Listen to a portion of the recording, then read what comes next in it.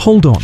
In my last video, I told you that Ferrari's rear wheel design was the hidden weapon inside the Barcelona upgrade, the detail that kept Hamilton's tyres alive while Mercedes faded. But here's what I didn't tell you. That was just the first move. Ferrari are about to fire something much bigger at the Austrian Grand Prix this weekend, a brand new engine. And while they are building power, Mercedes are doing something they haven't had to do all season. They are managing a crisis. Today, I'm breaking down what Ferrari's engine upgrade actually does, why the 30 horsepower headline number is misleading, and why the real danger for Mercedes isn't just losing points, it's grid penalties. The one weakness Barcelona exposed. Barcelona proved Ferrari have the fastest chassis in Formula One right now. Hamilton won the race by nearly 20 seconds, and through the corners, the SF26 was untouchable. But there was one detail the GPS traces did not lie about. On the straights, Ferrari's energy deployment was still tailing off earlier than Mercedes. The power deficit was still there. It was just being masked, hidden behind superior aerodynamics and tyre management. So Maranello left Barcelona with a very specific problem left to solve. They had the best chassis, they had the best tyre management. What they did not have was the engine to match. Ferrari's 067/6 power unit sits between 6 and 8% behind the benchmark power unit in Formula One right now. And here is the detail that most people got wrong in their coverage. That benchmark is not Mercedes. According to the FIA's official ADUO assessment, it's Red Bull powertrains. Ferrari are chasing Red Bull's engine, not Mercedes. That matters for what comes next. What the ADUO mechanism actually allows. Here is where the regulations get interesting. Because of that 6 to 8% deficit to the benchmark, Ferrari qualify for something called ADUO, Additional Development and Upgrade Opportunities. It is a catch-up mechanism built into the 2026 rules, specifically to stop the engine fight from becoming a permanent hierarchy. Ferrari get 2 engine upgrades this season, 2 more next year, extra dyno hours and additional budget under the cost cap. They cannot spend that on anything else, and they have been using every single hour. The upgrade Ferrari are bringing to Austria this weekend is the 3rd version of their 067/6 power unit. The headline feature is a steel alloy cylinder head. Most racing engines use aluminium. Aluminium has a thermal ceiling. Push combustion temperatures too high and it fails structurally. Steel alloy does not have that ceiling. Ferrari are now running their combustion chamber at intake temperatures of 110 degrees Celsius. Their current engine runs at 100. Rivals with aluminium heads are operating around 60 to 70 degrees. Shell's laboratory in Hamburg developed a new fuel, specifically engineered for those higher temperatures, because you cannot simply pour the old fuel into a fundamentally different combustion process. Why the 30 horsepower number is misleading. And this is the part that almost every channel is getting wrong right now.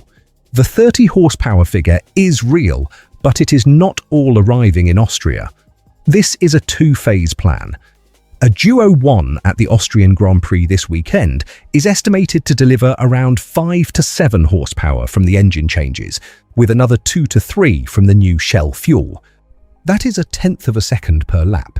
Meaningful at a power-hungry circuit like the Red Bull Ring, but not a transformation. The transformation comes later. Ferrari's second ADU credit brings a completely redesigned turbocharger, expected at Zandvoort or Monza. That is where the bigger horsepower number arrives. The reason Ferrari split it this way is deliberate.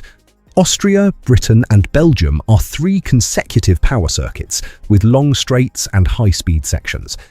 Getting any power game in before that run starts is better than waiting for Monza. But here's what makes Austria genuinely significant beyond the engine itself. And that is where it gets interesting. Mercedes are running out of time. Because while Ferrari are building, Mercedes are firefighting, and the timing could not be worse for them. James Allison, Mercedes' technical director, went on the team's own podcast this week and said something that should alarm Antonelli's title camp. He confirmed that the battery failures affecting Mercedes this season, Russell retiring while leading in Canada, Antonelli's car dying 4 laps from the end in Barcelona, all trace back to the same part of the power unit, what Mercedes internally calls the module, the battery. Allison's exact words were that the failures are not all identical, but they originate in the same broad part of the battery. Fixes are being prepared and phased in, but the phrase he used was "with a bit of luck." That is not the language of certainty, and the timing is brutal. Mercedes now face a 4-race stretch across 5 weeks starting this weekend in Austria. 4 races where they need reliability most, and their battery fix is still being phased in. The grid penalty time bomb. Here is the danger most people are not talking about. Under the 2026 regulations, each driver gets 3 batteries for the entire 22-race season. 3. Russell and Antonelli have already used 2 each, and there are 7 races done. They have burned through 2/3 of their season allocation in 1/3 of the season. If the battery failures continue before the new modules are fully introduced, both Mercedes drivers could exceed their allocation and take 10-place grid penalties. Imagine Antonelli, championship leader, 41 points clear of Hamilton, starting a race from 11th. Not because of pace, not because of strategy, because his own car broke. That is the hidden threat here. Mercedes are not just losing points through retirements, they are building toward a penalty situation that could erupt at exactly the moment Ferrari's engine is finding its best form. Austrian GP qualifying is in 2 days. If Antonelli's car holds, Ferrari's window stays narrow. If it doesn't, this championship flips fast. Data and context layer. The numbers frame everything right now. Antonelli leads the championship, Hamilton is second. That is nothing with 15 races remaining. But their best combined race weekend this year just happened in Barcelona. Ferrari's ADUO engine gain is a modest 1/10 per lap. But at the Red Bull Ring, a circuit that demands high energy deployment across its sustained high-speed sections, Red Bull, who are at their home race, have also brought a significant upgrade package this weekend. The Austrian GP is not just Ferrari's next chapter. It is the first race where 3 teams arrive with genuine win-level ambitions. Ferrari came to Austria with a new engine, a new fuel, and the aerodynamic foundations they built in Barcelona.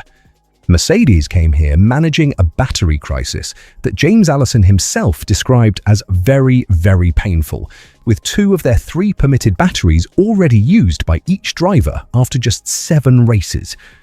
The combination of Ferrari rising and Mercedes fragile is what makes this weekend genuinely decisive. My opinion, this is the race where we find out if Barcelona was a one-off or the start of something.